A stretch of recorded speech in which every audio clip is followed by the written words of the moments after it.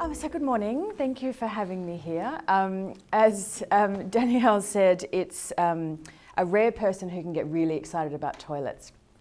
But I think that there's so much potential, and when Danielle brought the idea to me, I was blown away because what was your name? Hannah. As Hannah said, there's huge opportunity for a space that you spend so much time in, so I'm excited to share some ideas with you and spend some time perhaps working with you to see what amazing things you can create for your friends and your peers. So I know it's hard to believe, but not so long ago I was sitting in exactly the same spot that you are, navigating my way through schooling, friends, family, breakups, acceptance issues, fashion, romance or lack of, and so I understand all of the things, all of the issues and ideas that you're struggling with at the moment. I was fortunate at that time to be introduced to a creative world, so I had an amazing art teacher who was able to really hold my hand and allow me to explore my passion, which was colour and design and creating artwork and collage, really anything that was creative. So the creative process for me was something that really changed my life. And for the first time I was able to absorb myself into that world, and really it made me feel good about myself, which was such a gift. So it made, years later, after deciding to study interior design, where I could work with my passion and my creative energy into something that became my vocation, which I was incredibly fortunate for, I came across a quote that said, "Pure, intense emotions, it's not about design, it's about feelings." And from that moment, that made complete sense to me, in one of those light bulb moments. And so from that moment to today, my whole working career and really my private life as well, I'm obsessed with the question of how does this make me feel? So in my in the design world, in my design work, when I'm working with a client, I instantly put myself into their position, into their space, and say, how do they want to feel? What can I do to make them feel better, for them to feel safe, for them to feel nurtured, for them to feel inspired, and how do I go about creating that feeling for them? So when I was approached by Danielle for this project, it was another one of those moments for me. I was instantly transported mentally and physically back to my time in school and what the school toilets in my school represented and how that affected my friends and myself. So spending time with girlfriends away from authoritative eyes, I'm sure you understand, we go and have a quick chat in a toilet cubicle, confiding in friends, grieving, expressing frustrations, or really just a space where you could take a breath.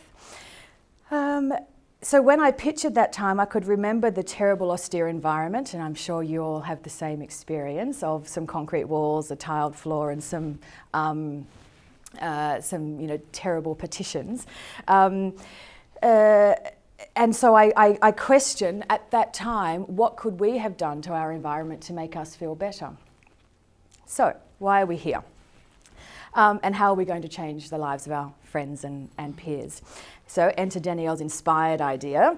And we ask ourselves, is it possible that we might be able to influence someone's life by designing a toilet? A toilet, really? Well, I think absolutely the answer is yes. So in my design studio, our motto is that well-considered design can truly change lives. So I really believe that by designing something that's well-considered, informed, detailed beautifully, can really lift the tone and the feeling or the energy of a space and affect the inhabitants who use that space. So this is a project that we worked on recently, which is a special care nursery at the Mater Hospital in Sydney's North Shore. And it's the first facility in Australia where, a special care nursery is for babies that are born prematurely and who need assistance to either medical intervention or assistance just to grow because they're too small or they were arrived too early. This is the first facility in Australia where the intensive care rooms were individual. So generally in a hospital, a nursery, when they're looking after premi or sick babies, they're in one big room, so like a big classroom, where there could be up to 10 newborn babies in one space. So that's 10 sets of parents, very stressed, emotional parents, and 10 tiny, fragile, unwell babies. So in this facility, the idea was to create individual cubicles or rooms for the parents and their newborn babies, where they could have some private space, where they could have a chance to bond and nurture and love each other without the eyes of those around them. And the hospital allowed us quite a wide berth to really think about what the parents might need in that space. So at a very vulnerable, very emotional time for them, what things might make them feel better about the situation they were in. So we considered things like colour being really important, the materials we used being as important. And then again, going back to the idea of what feelings do we want them to feel in that space. So obviously they're stressed, we'd like them to feel nurtured, we'd like them to feel safe, we'd like them to feel like they were in very good hands with the nursing staff. And so all of those decisions and all of those factors really influence the way we designed the space and the selections that we made. Going back to the idea of does the environment shape us or affect us, so the research after this project was complete was that the length of time the newborn babies needed in these individual rooms before they were discharged was halved to the time that they would have been if they were in the general nursery in with everybody, which is huge. The other really lovely thing is that for the first time fathers were able to take a key role in looking after a newborn baby because they had some space. And whereas in the general nursery it tended to be that the fathers were outside and the mothers were taking the care, the primary carer role. But the nice thing was that these glass doors that you see in the second image closed, and they were clear and transparent for when the nurses and doctors needed to observe the babies. But parents did have an opportunity to flick a switch and the glass became opaque so that they could have some private space. And away from people watching them all the time. So into our school bathrooms, a space that's often neglected. Here we go, perfect case study right here. That's you. In school bathrooms, a space that's often neglected, under-designed, under-adorned, and let's be honest, quite often dirty and smelly. We ask ourselves, what do you want to feel? Do you want to feel safe? Do you want to feel nurtured? Do you want to feel energised or inspired even? So if we work backwards from those desired outcomes, that's how we're going to influence or come up with our design. So we start with colour psychology. So it's long been documented that colour affects our mood. You might know that in some spaces you feel better than in other spaces. So classrooms are very known for using red. Red is a very energised colour. It makes everyone's brain switch on. It also makes you hungry. So don't have red in your bedrooms.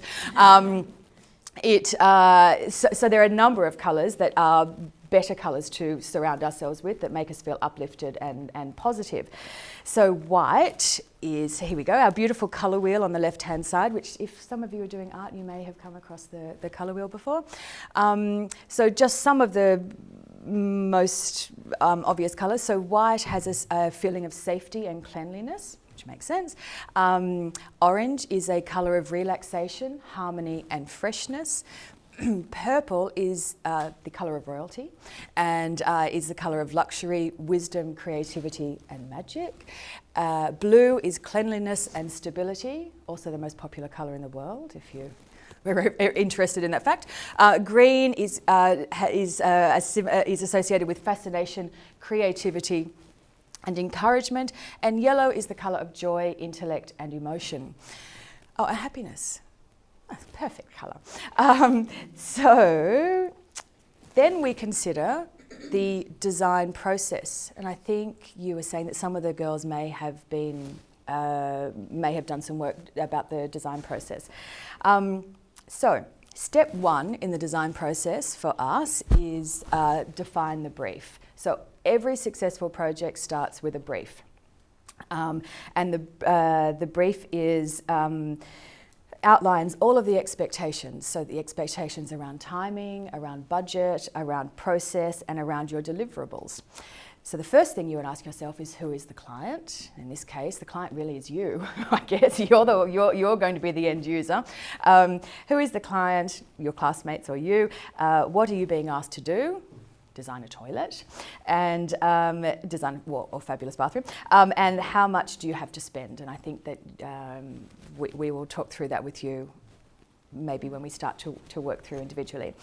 So step 2 in the design process, all of the images that we're using in the slideshow are bathrooms. We thought it obviously made sense if they were specific to bathrooms, and I think 99% of them are bathrooms that we have completed in our design practice. Except that fabulous pink staircase building at the beginning, that was not us. That's in Spain, it wasn't us. I would like to take credit for it though. So the second step in the design process is to collect the information and to get some inspiration. So the first thing we would start with in our practice is a floor plan, where we would go to the space or the environment and we would grab a trusty tape measure or a laser, modern day, and measure up the space and get an accurate plan of how big that space is, work out what the parameters are, what we have to work with. For example, how many toilets are there, how many hand basins are there, hand dryers, etc., etc. Whilst we're working on the inspiration and resolving the brief, we would think about the design principles. So depending on who you ask, there are either 5, 6, 7 or 9 design principles. We're going to go with the 7 because I think that they're important. The first one is balance. So when we're considering design, balance is terribly important. So it's distributing elements evenly so that they are visually pleasing. So here's an example here of 3 beautiful mirrors, symmetry as well, but balance so that there's a really lovely proportion in the space, and that again helps our feelings of well-being and helps us feel good. The second design principle is emphasis and focus. So the idea of emphasising an object or a finish or a wall or something in the space to give it prominence over other elements, and to create a focal point. So in this bathroom here, the focal point is the light fitting. So that sculpture on the wall is in fact a sculpture by a Melbourne artist that also happens to be a light fitting. Then the third design principle is contrast. So working with contrast adds drama. So we consider positives and negatives. So black and white are great positives and negatives, and they create really lovely drama. Help define detail and points, so that if you had a white background, you might consider a dark colour sitting in front of it in terms of joinery, or vice versa. If you had a very dark wall, then you might consider using white to help lift that and to create that really lovely play on the 2 elements. Then in our design principles, we have rhythm and repetition, which creates movement, which is a really lovely philosophy and one of my favourites really. So repetition, I think, is quite soothing. It's a really lovely way to enforce a shape, and shapes again, beautiful round arches. They're soft, they're quite romantic. Again, they make us feel good. And the repetition of those creates rhythm, creates movement. So a little bit like music, where you have this really lovely beat or melody that feels good. So a way of, in this illustration here, the 2 vanities were exactly the same side by side, and then we had the lovely repetition of the of the wall lights. So similar to Greek and Italian architecture, where you have those beautiful arches and colonnades that go on and on and on forever. Then scale and proportion. So terribly important. Proportion and scale talk about objects' visible scale. So the weight of an object. So you can see in this bathroom here, the bath in this bathroom takes precedence. It's a large scale bath sitting in the middle of this bathroom. And the urn at the back of it, not something expected in a bathroom, but again, we just needed something large scale that played off against the bath. And it is how you would then emphasise one object against another. So if you're working with something that was really large scale, again, to create that that dynamic, you might then play it off against something that's small. So similar to like a black and white contrast, you do the same with shape and with scale. Then we consider colour and light. So we spoke about colour psychology and how important that is, and that colour really, I mean, whether we have small budgets or whether we have really high budgets, colour is a brilliant way for us to completely transform a space really quickly and effortlessly. And so in this bathroom, the clients were really very colour addicted. They wanted really bright, bold colour. And as I was saying to you, don't surround yourself with red because it's energised and makes you hungry. But this family really wanted a red bathroom. So colour is terribly important. The other thing that we are obsessed with in our studio is light. So artificial light or natural light. So natural light is obviously beautiful. It's sunlight, it keeps us alive, and it's terribly important. And when we can't have sunlight, we have artificial light. So there's obviously different types of lighting. There's fluorescent lighting, which we have here in the classroom, and hopefully after your schooling days are finished, you won't have to spend too much time in fluorescent lighting because it's not the best type of lighting. But lighting is important for us because it really does change the feel and the mood of a space. When we're designing homes or bathrooms or hospitals, we really think about lighting levels and how a space might be used differently during different times of the day or night by changing the lighting. So we may have up lighting and low lighting. We might have feature lighting, beautiful chandeliers or pendants that create some art and some interest, and change the mood of a place. We might have a beautiful light fitting that refracts light and creates patterns on the wall and the floor, which again adds drama. It's a beautiful design element, and again creates some wonder and makes people feel really good. Harmony and unity. So if we get all of those other design principles right, then harmony and unity should fall into place. It is when a space feels unified and harmonious because all of the other design principles have been met. So this is the feeling you get when you walk into a space and you say, wow, this feels really good, or I really like this space.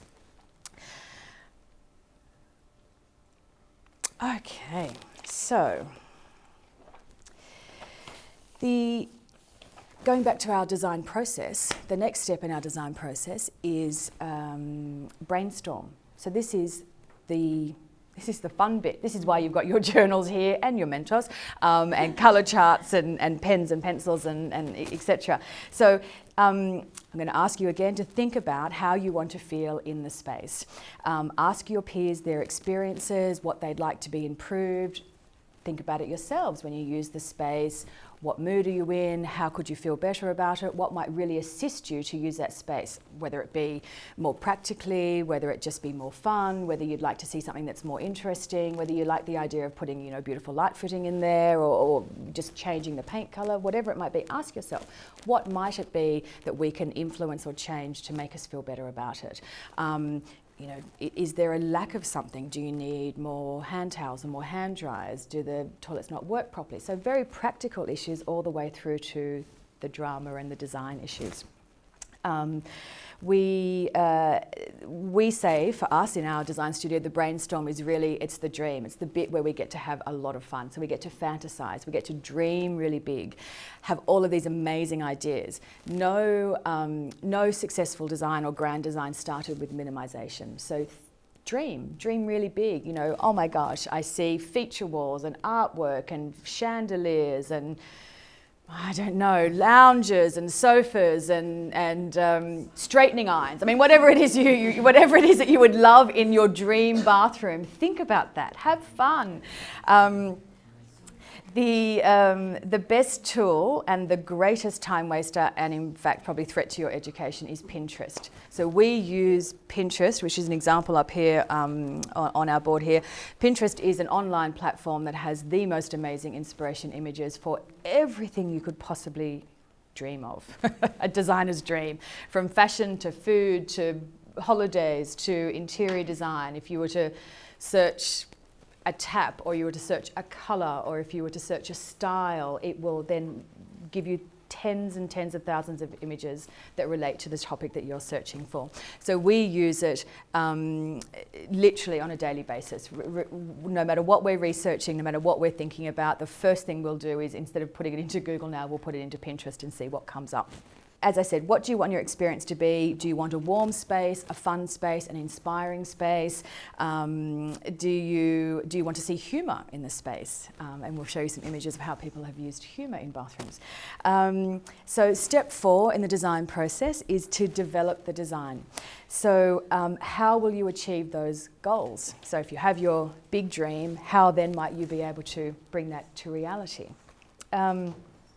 So keeping your dream in mind, achieving the feeling that we're set out to achieve, and the reality of our budget and our constraints. It's always a downer, but it's always there. There's always a budget for every project.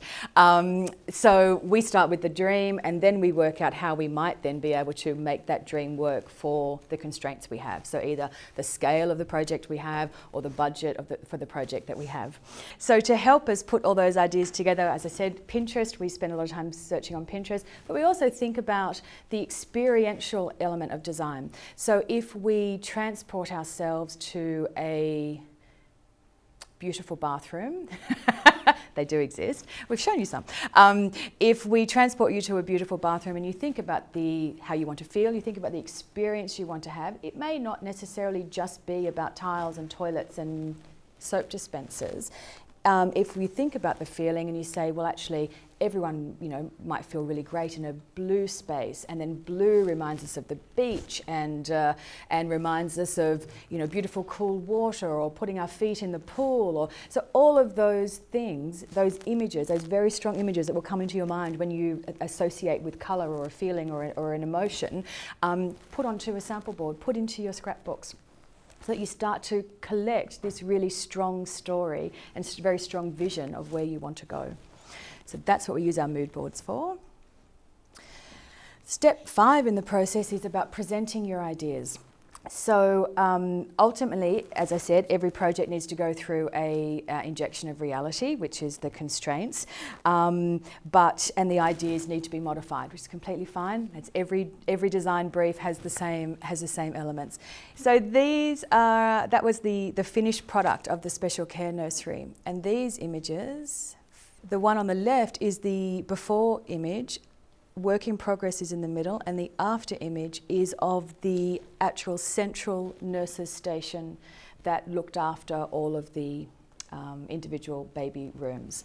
So the design philosophy for this project was that we wanted to create this beautiful tree of life. So that was our response to the brief, that at a time when a baby was born, it was an amazing, if we considered the baby the seed, and that we were planting the seed by looking after them, nurturing them, feeding them, watering them, what might that seed do? So the seed would grow and become a tree, and then that tree would then, perhaps one day start a family of their own, and all of a sudden we'd have a forest. So the tree of life was this beautiful, positive image of what could happen with the right care, attention and love. So we literally built a tree in the middle of which was the heart, I guess, of the special care nursery. Literally built this tree that would protect and look after the nurses and the staff, as well as the family and the babies. The idea was that on the branches of the tree, as the babies were discharged, the parents were able to write a message of hope for their child and attach it to the tree. Presenting the ideas, so we always, in our presentation to a client, is to start with the existing. So we have a photograph of your existing toilet block, which we will go and have a look at. So we start with the brief and the space, and then we show the possibility, we show the dream. So this for us was the process that we underwent to display and to present the ideas to the clients. So we took the tree of life idea and then further developed that into the idea that the babies were in fact the birds that would be living in the tree, and the tree was perhaps the families and the parents. So we then came up with this idea of this beautiful blue bird, and the blue came from the Mater, the hospital, their corporate colour, or their colour was blue, so we borrowed that. And again, just enforcing that design all the way through, so taking it from their branding and then giving that to the birds, so that there was this really lovely continuity and again rhythm, and this repetition of the colour being enforced throughout different elements. So the bluebird then became the icon of the special care nursery. So in every room, the bluebird sits on the wall. It's painted onto the wall, overlooking the baby at all times, even when mum and dad can't be there. And then we also had them made, so when babies are discharged from the hospital, they're given a bluebird as their keepsake. The evolution of design is that we come up with, as I said, the big picture, the dream, what we're hoping to achieve. We express that in some coloured renderings or some sketches, in a mood board. We make some key selections for furniture pieces. We do some floor plans. Down the bottom was our colour palette. So this was the floor plan when we thought a lot of people spend time in hospitals looking down, looking where they're going, not necessarily being up and positive and happy in an environment like this. They're much more looking in on themselves and worried about their babies and their families and what might happen. So we actually thought that a nice way for them to be able to navigate their way through a space when they are in that feeling would be to put some graphics and some wayfinding, which are directions, on the floor. And also another opportunity to create some art. So the floor had patterns and designs cut into it and designed into the floor. It also then gave them room numbers and directions of which way to go. So that was a floor plan just to express that idea, and then that was colour coded back to our samples and our mood board here. And this is our little bird, who, as I said, became our motto. Then we had the floor plan in perspective, where we had every room was colour coded. So again, instead of thinking, we didn't want parents to feel clinical and to feel, again, like they were necessarily in an intensive care unit in a hospital. So we gave every room a colour, where instead of just saying that they were in room 12, they could have been in the blue room, or they could have been in the lavender room, or in the yellow room, which again, that feeling of the emotion attached to those colours, and the fact that they would be uplifted by being in the yellow room or the green room or whatever that might be. Then the idea of repetition we spoke about, we had the trees. So if the tree of life was the main focal point, the heart of the special care nursery where the nurses stood and the little wishes were hung off, we then created the forest. So all of the doors to the individual rooms, when they were closed, had graphics on them of the outlines of these trees, so that when they're all closed, you actually felt like you were in a forest.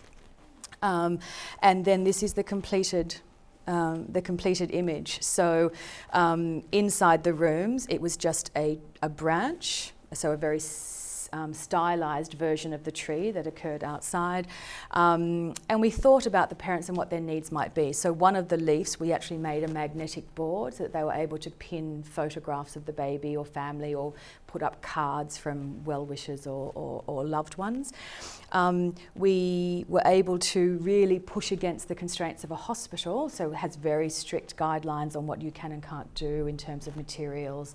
There's lots of boards you have to sit through, like OH&S and infection control, and all of these very technical things, or bodies that we had to get all these designs and selections through. But we really pushed against the idea of using typical hospital furniture, because we were saying in a space like this, the parents need to feel comfortable. They want to feel like, if they can't be at home, but let's let them have an environment where they can influence it as much as they can. They can bring their own things in, they can bring their own chair, they can bring some own supplies, but to give them furnishings that they're much more likely to have at home than in a hospital room. And then these were the humidity cribs. So the idea was that 2/3 of the room was the very, where we talked about white, so the very clinical health part of the room, which was very definitive, very clean, very sterile.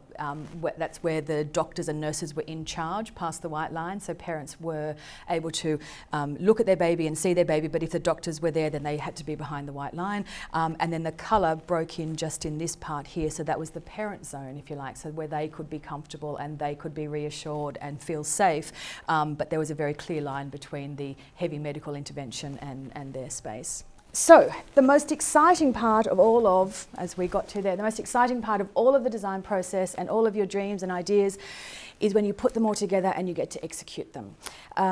So seeing your dream come to life and the reality of working on a project where you had dreams and hopes and aspirations and then seeing it in reality is, for me, the greatest luxury and the most beautiful thing. When space is complete, when your space is complete, there may be parts of it that you're not entirely happy with, that could have been better, that next time might be different, that may not have been executed perfectly, or that the constraints, those really boring things we talked about a couple of stages ago, come into play, that there are modifications and changes that need to take place. And that's fine, that's all part of the creative process. Really, design for us, for me, apart from the big dream, which is about 10%, the rest of it is problem solving. So it's how do we still achieve that feeling? How do we still get the result that we really want? And dealing with the reality of, as I said, the constraints or the budget. And then just trying to think really cleverly about how to execute that. We were thinking that there's opportunity for you to, we talked about paint being a really very efficient and inexpensive way to transform a space very quickly, but you also obviously have budding artists in your art classes that could create beautiful artwork for you, perhaps. There are maybe people in textile and design. I don't even know what these classes are called anymore, textile and designs, or engineering and Design and technology, thank you so much. Design and technology, who are building amazing installations or sculptures or 3D printed things. I don't know, really it's endless, but call on your peers. Think about how others in your community, if you're coming up with the brilliant ideas and executing it, then who might be able to assist you to make that happen? So the art department, the textile design department, the science, so you said engineering. Design and technology department.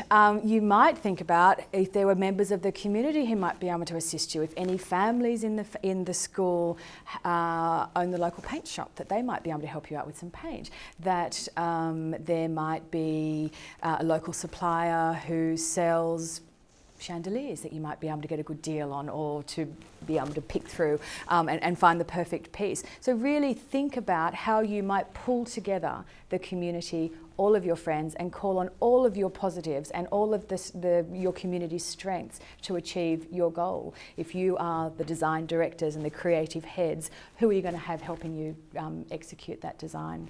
We are the #1 critics of our own work. When the work is finished, we may be slightly disappointed, we may not think it's perfect, we may think there's room for improvement, and that is all part of the creative process, it's all part of the design process, it happens on every project.